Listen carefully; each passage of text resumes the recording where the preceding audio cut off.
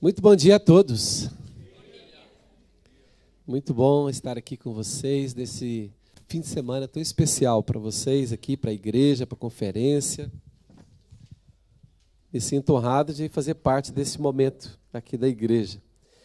O pastor Daniel, eu vejo o pastor Daniel como um pastor muito aplicado no ministério. Ele é muito intenso, muito dedicado.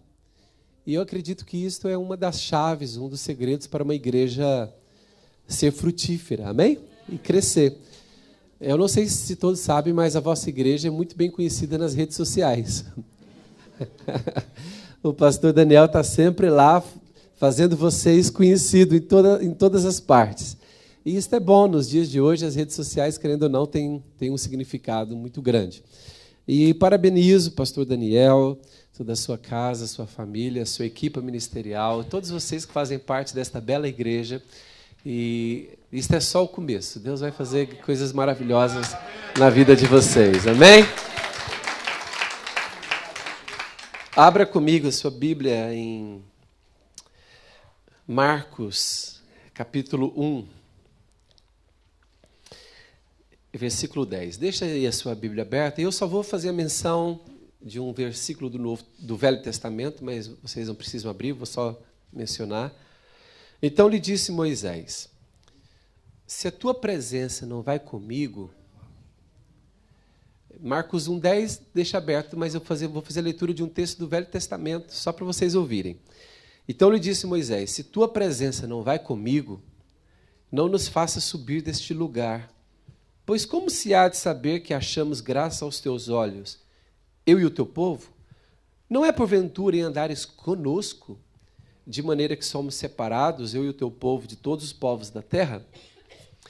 Este era o clamor de Moisés, dizendo a Deus: Deus, se o Senhor não estiver conosco, não faz sentido nós fazermos a viagem. Ou seja, a viagem só faz sentido se Deus estiver conosco, amém? Posteriormente, Davi disse assim, quando ele assumiu o reinado em Israel, Davi suspirou, temeu a Deus e disse: como virá a mim a arca do Senhor? Davi entendia que a arca da aliança, representando a presença de Deus, era importantíssima ali no centro da nação. Ele tentou trazer a arca e falhou. Depois, então, ele suspira em temor a Deus e diz: como virá a mim a arca do Senhor? Moisés, então, entende o valor da presença de Deus e diz: Senhor, se a tua presença não for conosco, não faz sentido. E Davi, posteriormente, diz: como a presença de Deus virá para o centro da nação de Israel? Na verdade, no Velho Testamento, eles desfrutavam da presença de Deus de uma maneira, em um certo nível. Mas só com a vinda de Jesus é que a presença de Deus está disponível a toda a gente. E aqui em Marcos, capítulo 1, versículo 10, justamente no dia do batismo de Jesus, Marcos 1:10, já está aí? Marcos 1:10 diz assim: logo ao sair da água, ou seja, no dia do batismo de Jesus, logo ao sair da água, ele viu os céus. Tenta imaginar comigo, no dia de batismo de Jesus, Jesus vai ao Jordão, João Batista está ali, ele é batizado, e a Bíblia diz que ao sair das águas, ele olhou para o céu, o que ele viu? Viu os céus rasgarem-se, e o Espírito descendo como pomba sobre ele. Então foi ouvida uma voz dos céus: tu és o meu filho amado, em ti me comprazo. Este mesmo texto, escrito por Mateus, no Evangelho de Mateus, diz que quando Jesus foi batizado, os céus se abriram. Diga assim comigo: os céus se abriram. Eu gosto muito do Evangelho de Marcos, o verbo que Marcos usa. Marcos não usa o verbo abrir, ele usa o verbo rasgar. E no original é isso mesmo, a tradução está corretíssima. Marcos diz assim: quando Jesus é batizado, os céus foram rasgados. Diga assim comigo: os céus foram rasgados. E quando os céus foram rasgados, o que veio do céu para Jesus? O Espírito Santo. Quantos acreditam mesmo, de fato, que no dia do batismo de Jesus, os céus foram abertos, foram rasgados? Quantos acreditam? Amém. Vocês acreditam que foi aberto, foi rasgado? E quantos acham que os céus voltaram a se fechar? Há algum texto da Bíblia, alguém se lembra de algum texto da Bíblia em que diz que os céus voltaram a se fechar? Hã? Não há. Por isso que eu gosto do texto de Marcos. O texto de Mateus está correto também, diz os céus se abriram. Mas algo que se abre você pode fechar. Mas não está errado Mateus ter usado esse verbo. Mas Marcos, acho que ele foi mais profundo, ele diz, foi rasgado. Dando uma ideia de algo definitivo. E o verbo no original, o tizo, significa mesmo algo que é rasgado. Quando Jesus, então, começa o seu ministério, começa um novo tempo para toda a humanidade. Nós temos que analisar agora a história da humanidade com base no antes do batismo de Jesus e na humanidade pós o batismo de Jesus. Porque a seguir ao batismo de Jesus, o que acontece é que os céus beijaram a terra. Eu gosto desta frase. Esta frase já foi usada em músicas, já foi usada em livros. Diga-se comigo, o dia que os céus beijaram a terra. O que significa? Beijo é uma aproximação íntima.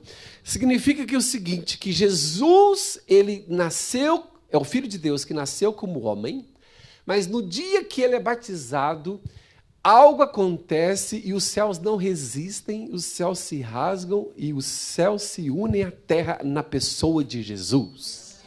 Na pessoa de Jesus, os céus estão agora unidos à terra, a terra está unida ao céu, e não há nenhum texto da Bíblia que diz que o céu se fechou. Portanto, quando nós cantamos algumas músicas ou falamos, Senhor, abre os céus, não quer dizer que esteja... não é proibitivo, porque às vezes depende do que a pessoa está sentindo enquanto ela fala isso. Mas se nós formos muito minuciosos, e se nós queremos aplicar a nossa fé com base na obra que Cristo já realizou, nós deveríamos estar conscientes de que os céus permanecem abertos há 2000 anos. E esta compreensão nos leva a andar no nível espiritual tremendo. Porque é muito diferente, você é o seguinte, as coisas estão difíceis, o céu está fechado, Deus abre os céus, ou seja, você pode até ficar na dúvida se você orou, se Deus abriu ou se não abriu, se vai abrir hoje ou daqui 1 ano, ou daqui 10 anos, ou daqui 100 anos, se já até morreu.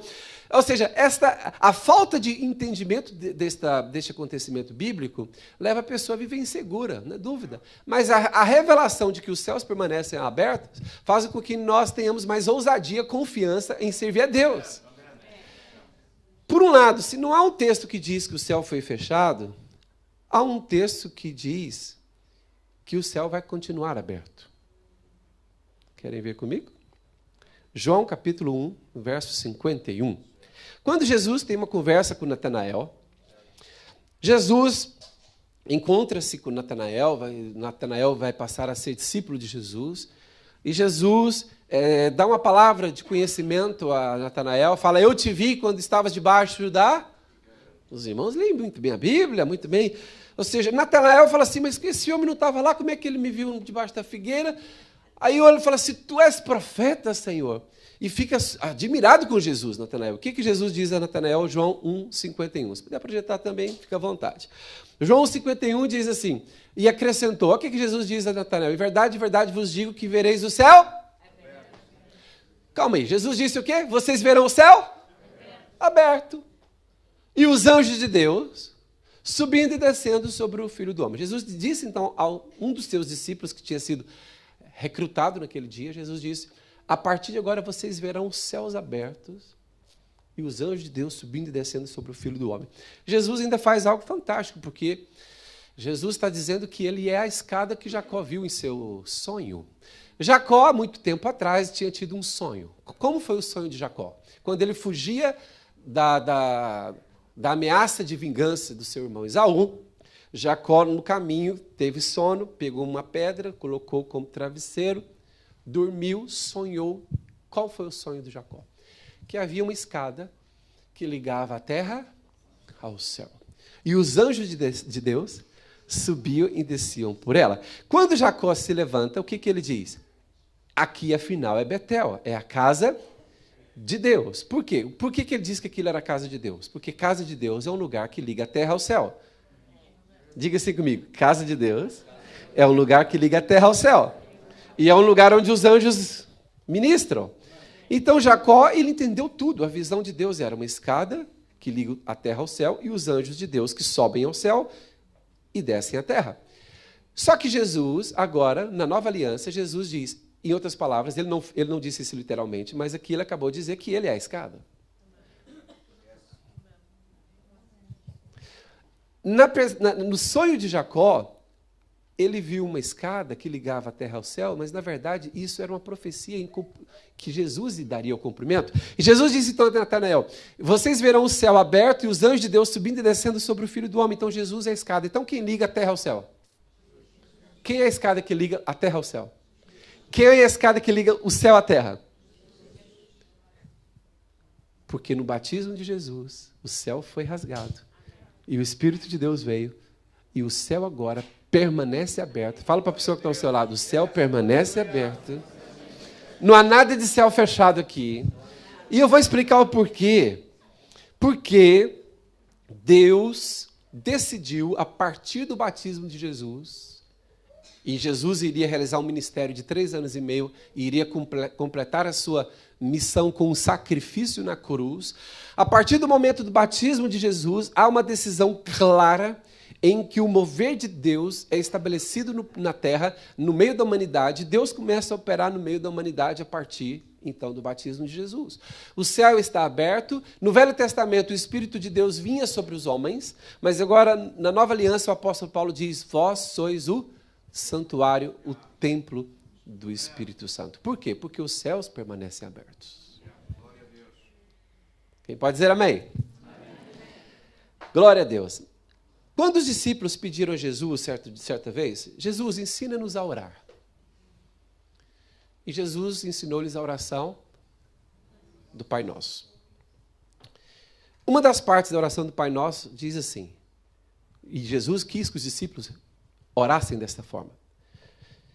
Venha o teu reino, faça-se a tua vontade, assim na terra.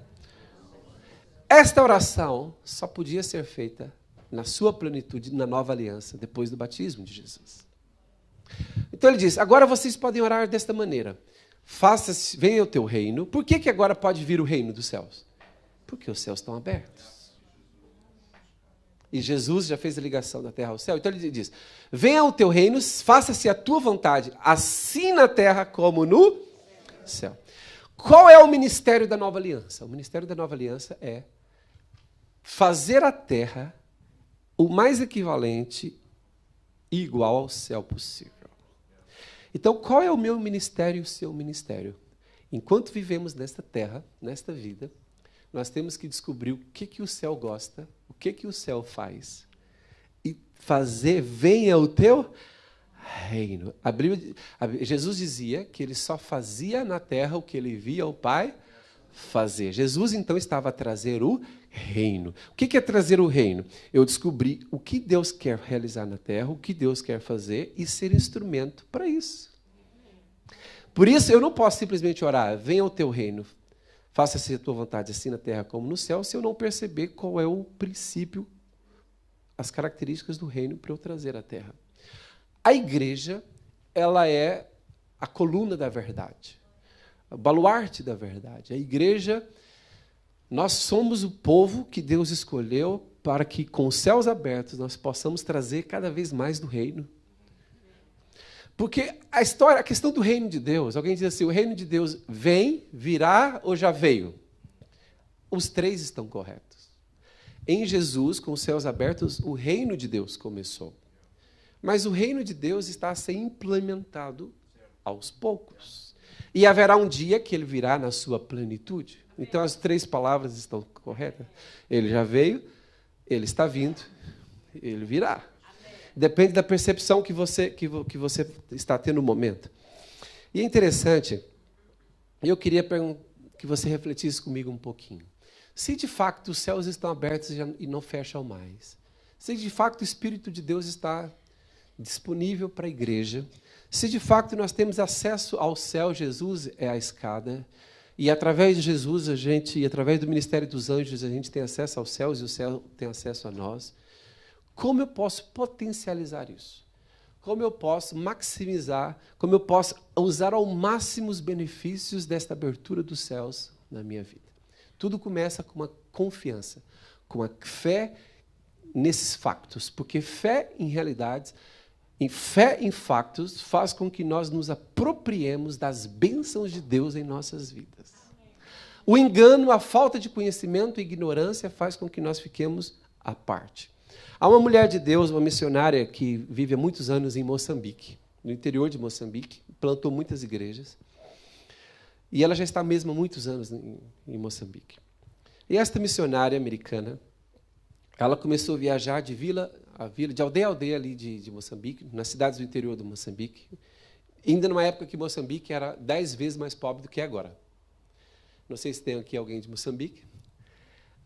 Mas Moçambique, na época que essa missionária foi para lá, era mesmo considerado um dos lugares mesmo mais pobres, o interior, um dos lugares mais pobres do mundo. Hoje, Moçambique já tem muito investimento, Maputo já é uma excelente, voltou a ser uma boa cidade.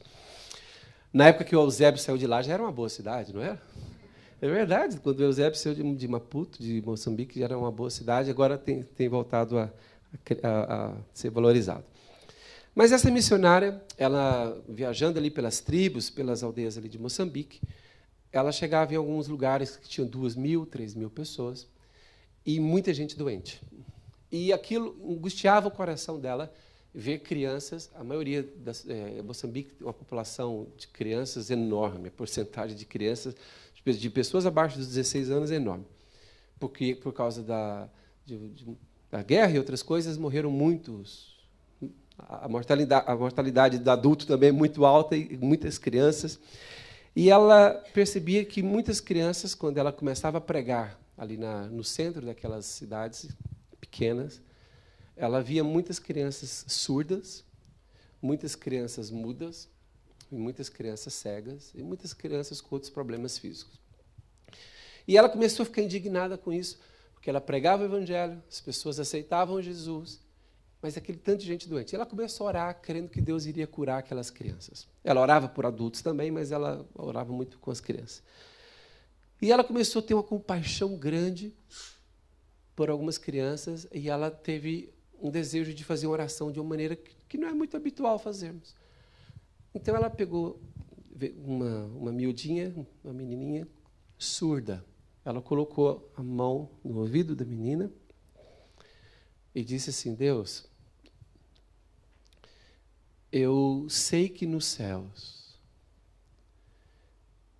há muitos ouvidos novos, porque foi o Senhor que fez o ouvido do homem. Quem é que fez o ouvido do homem? Eu sei, Deus, que no céu há muitos ouvidos novinhos e o ouvido desta menina não funciona. Deus, aí ela disse que ela começou a ter uma visão enquanto orava, que como se o céu, entenda, não quer dizer que o céu seja assim, mas Deus às vezes nos dá visão para nós, como algo simbólico para nós irmos. E ela entrava nos corredores do céu, e nos corredores do céu tinha várias prateleiras com órgãos. Então ela passava uma prateleira com corações, outra com rins, outra com fígado, outros com ouvidos, outro com olhos. E ela falou assim: se o céu está aberto, e se chegou o tempo do reino de Deus vir à terra, então ela, pela fé, ela com a mão no ouvido da criança, ela disse: Senhor, eu pego esse ouvido, posso, Senhor, pegar esse ouvido novinho aqui e dar para ela? Pegou pela fé o ouvido, chegou no ouvido da criança e falou assim: receba um ouvido novo. E a menina automaticamente começou a ouvir. E ela começou a fazer isso com os cegos, com outras pessoas. E toda a cidade que ela ia, multidões aceitavam Jesus, tanto é que em poucos anos ela plantou mais de 3.000 igrejas em Moçambique. O que eu quero dizer para vocês? O simples conhecimento, revelação no coração de que os céus estão abertos e de que Deus não está zangado conosco, que Deus quer abençoar a humanidade. Essa simples percepção, essa simples revelação pode fazer com que nós Não só façamos a oração do Pai Nosso, venha o teu reino, faça-se a tua vontade, assim na terra como no céu, mas que nós possamos, na prática, trazer os céus à terra. E em todos os aspectos, em todas as áreas, não apenas de cura física. Como que você pode aplicar essa revelação no seu casamento? Como que você pode aplicar essa revelação no seu ministério na igreja, na sua provisão financeira, material? Sabe, talvez seja da vontade do inimigo que os cristãos acreditem que os céus estão fechados, que Deus está contra nós, que as coisas estão a piorar cada vez mais. Sendo que tudo isso não é a verdade. Porque desde o batismo de Jesus, os céus estão abertos. Deus ama a humanidade. O Espírito Santo foi dado a todos os que creem. Então o céu pode vir à terra, se nós quisermos. Isso foi no batismo de Jesus. Jesus, entenda bem, a vida de Jesus e a vinda de Jesus à terra foi tão importante que cada passo que Jesus dava tinha que ter um marco. Por exemplo, o batismo de Jesus, qual foi o marco do batismo de Jesus? Os céus foram rasgados. E qual foi o marco da morte de Jesus? Abra comigo então, por favor, Mateus capítulo 27. Capítulo 27, Mateus, verso 50. Eu queria que você agora entendesse como que Deus abriu o ministério de Jesus e como Deus fecha o ministério de Jesus na terra. Como é o lançamento do ministério de Jesus e como é o encerramento do ministério terreno de Jesus. Refiro ao ministério terreno. Então, como que se inicia o ministério de Jesus? Quando ele é batizado nas águas, os céus são rasgados e o Espírito de Deus vem sobre ele. A partir daí, os céus estão abertos. Mas quando Jesus está na cruz, está para morrer, Deus rasga outra coisa. Deus gosta do verbo rasgar. Porque para que na humanidade houvesse um novo começo, uma nova história, algumas coisas tinham que ser rasgadas. O homem perdeu a glória de Deus no Éden. Quando o homem pecou, a Bíblia em Romanos diz, todos pecaram e destituídos estão da glória de Deus. Diga assim comigo, todos pecaram e destituídos estão da glória de Deus. Veja bem, o pecado nos separou de Deus. Mas no batismo de Jesus, os céus foram rasgados e Deus pode estar com o homem novamente. E assim foi o início do ministério de Jesus. Mas na cruz, quando Jesus está para morrer, olha o que diz Mateus 27, 50. Quem já encontrou? Mateus 27, 50. Jesus, clamando outra vez com grande voz, ou seja, para morrer, no momento da sua morte, entregou o Espírito. 51. Eis que o véu do santuário se rasgou. Olha, o rasgar é o mesmo verbo de Marcos, quando o céu... É o mesmo verbo, rasgar, do céu foi rasgado. Agora, rasgou em duas partes de alto a baixo. Por que Deus rasgou o véu do templo? Por que sabemos que foi Deus? Porque a Bíblia fala... Nada da Bíblia é por acaso. Diz aqui que o véu foi rasgado de alto a... Se foi de alto a baixo, quem é que rasgou?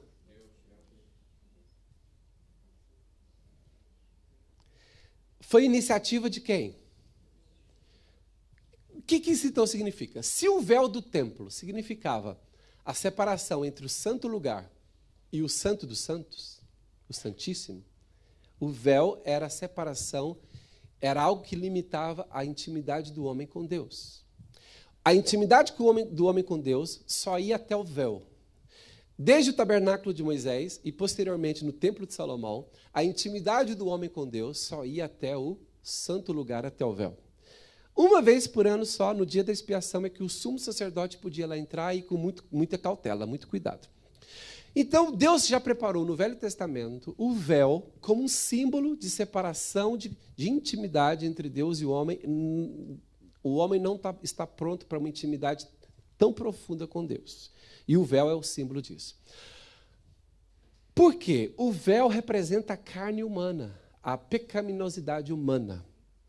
E a Bíblia diz que quando a carne de Jesus foi rasgada, ou seja, ele rasgou a pecaminosidade humana, o velho homem, e isto é o que aconteceu no mundo espiritual. A vida de Jesus, a carne de Jesus foi partida, foi rasgada, e comemos o pão aqui hoje como símbolo disso. Mas agora Deus tem que fazer isso da maneira simbólica. Assim como o véu representava a separação de Deus com o homem, então agora, se Jesus já aboliu essa separação, então no simbolismo tem que ser abolida. Então Deus chega no véu e rasga o véu de alto a baixo. Quem pode dizer amém?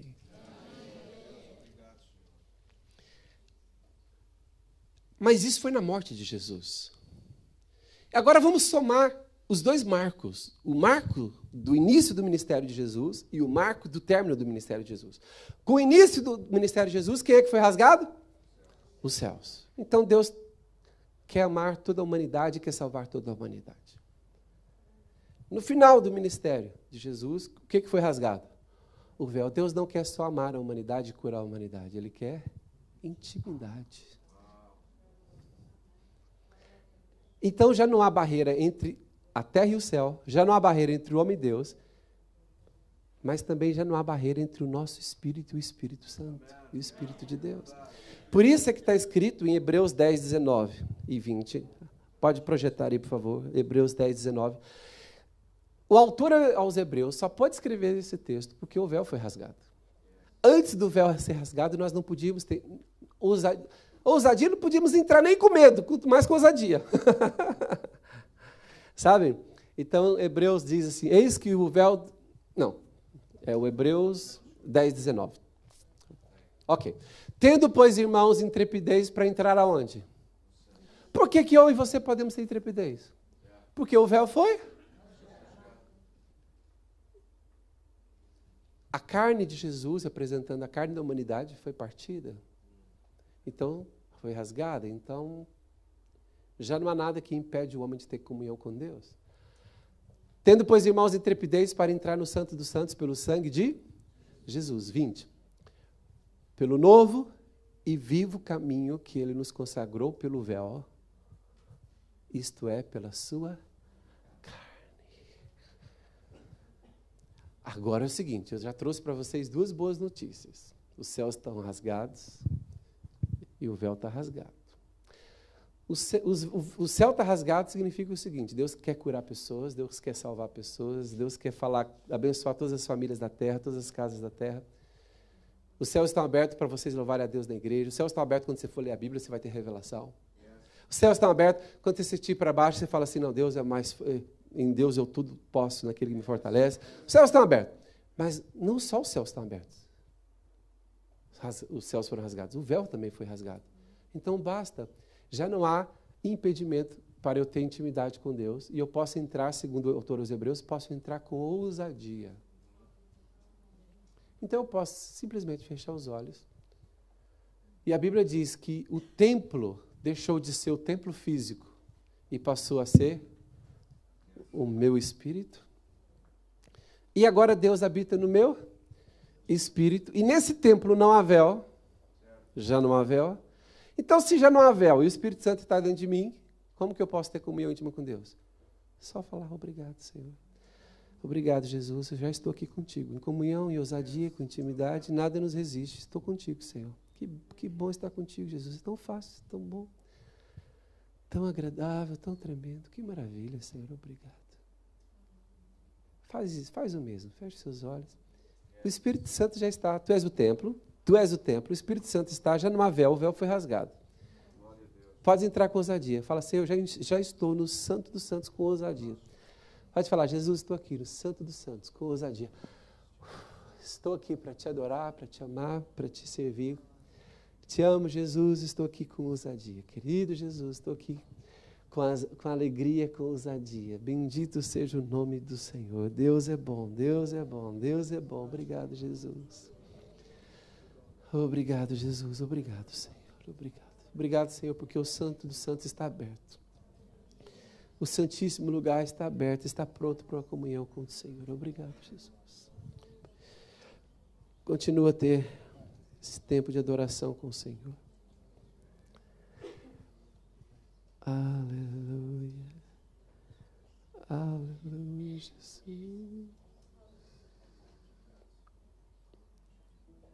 Aleluia.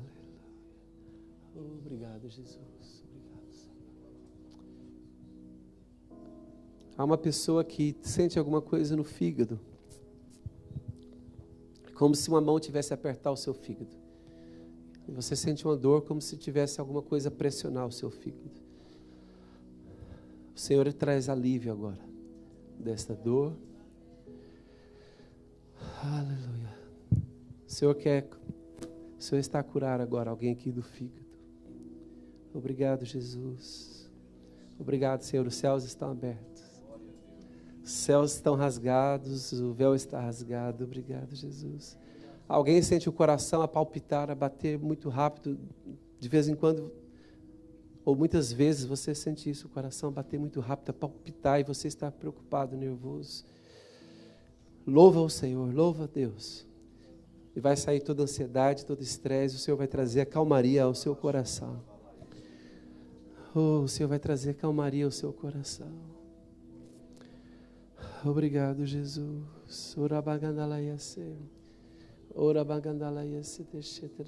Através da otite, alguém com otite, Senhor, cura essa pessoa agora, Pai, no nome de Jesus.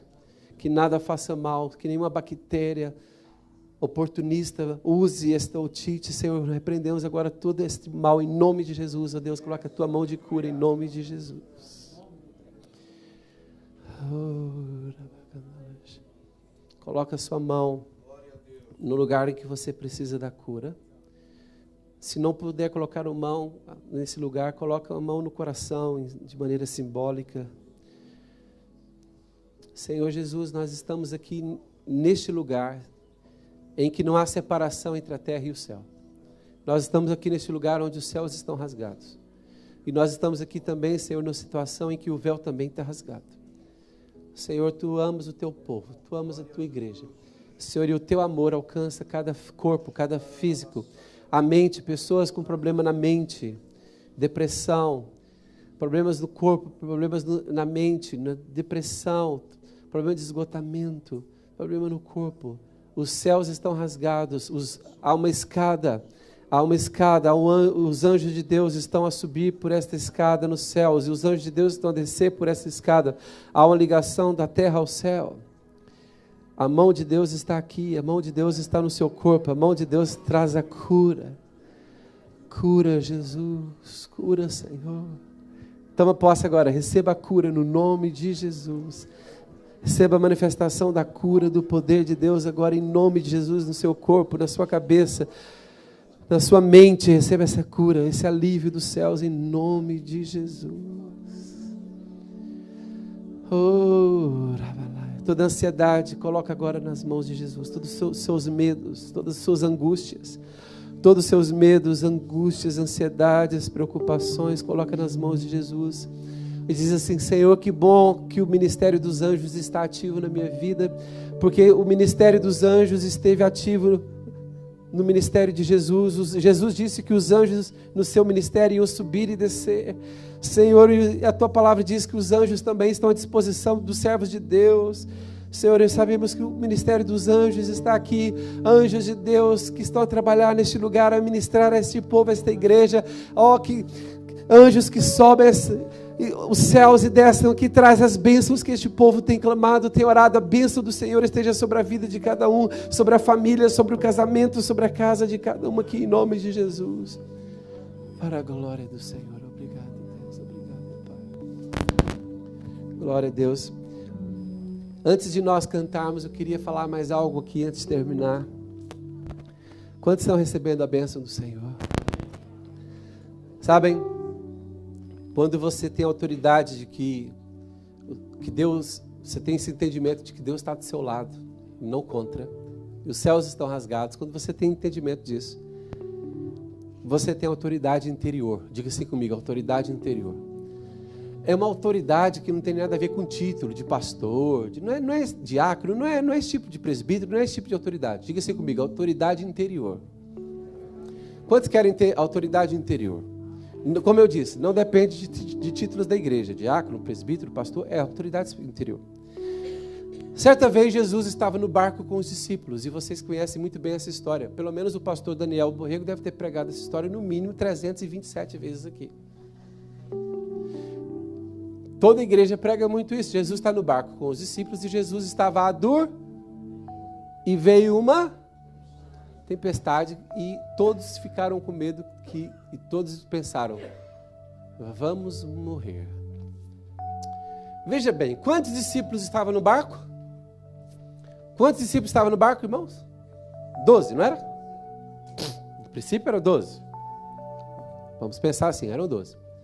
Quantos estavam acordados? Todos, 12. Quantos viram a tempestade com os olhos naturais? Quantos ficaram com medo? Quantos ficaram assustados? E quantos usaram autoridade e repreenderam a tempestade? Dos 12, quantos?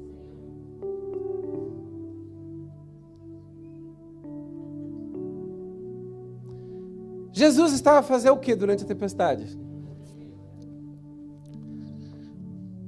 Ao dormir, Jesus estava ansioso? Estava preocupado? Estava aflito? Ele estava a descansar. Agora, pensa aqui comigo. Quem é que resolveu o problema? Os que estavam acordados e aflitos ou que estavam dormindo? Quem resolveu o problema, irmão? E quando você está nervoso com as coisas da sua vida, você acha que você tem resolvido os problemas estando aflito, nervoso? Quem é que resolveu o problema? Quem estava a dormir. Porque quando ele acordou, ele não se deixou intimidar pela tempestade, pela força da tempestade. Quando ele acordou, ele simplesmente usou a autoridade interior. Qual a autoridade interior que ele tinha? Eu estou aqui em nome de Deus. Tempestade, para. Então aqui tem um princípio muito importante. Ouça bem esse princípio.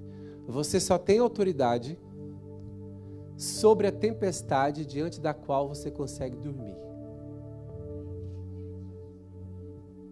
Isso aplica-se à sua vida. Todos nós passamos por tempestades na vida. Mas eu vou dizer mais uma vez. Você só tem autoridade interior e que vai fazer diferença. Você só tem autoridade sobre a tempestade diante da qual você consegue.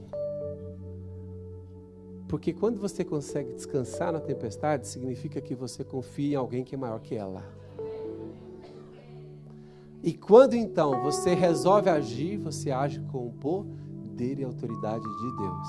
Agora quem só fica a gritar no meio da tempestade e publicar na rede social, tô mal, quem só fica gritando, minha vida vai mal, quem está desesperado não usa autoridade e não resolve o problema. Quem resolve o problema? Quem descansa em Deus. Porque quando ele se posiciona, é para valer. Então feche seus olhos e fala, ajuda-me, Senhor, a descansar nas tempestades que vêm na minha vida, mas a descansar em Ti, confiar em Ti. E quando eu me levantar, Senhor, eu vou dar uma ordem contra essa tempestade.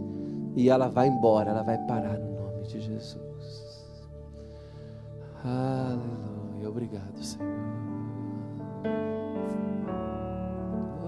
Digno de tudo que eu puder cantar,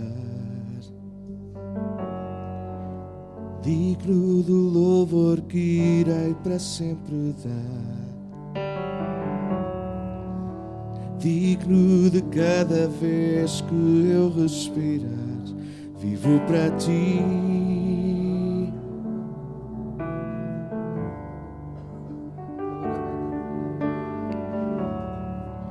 Jesus, nome maior e que é sem igual. Jesus, o único que pode salvar. Aleluia. Digno de cada vez que eu respirar, vivo para Ti. Oh, Jesus. Vivo para Ti. Santo, Santo, és incomparável, és inigualável. Quero ver a tua glória.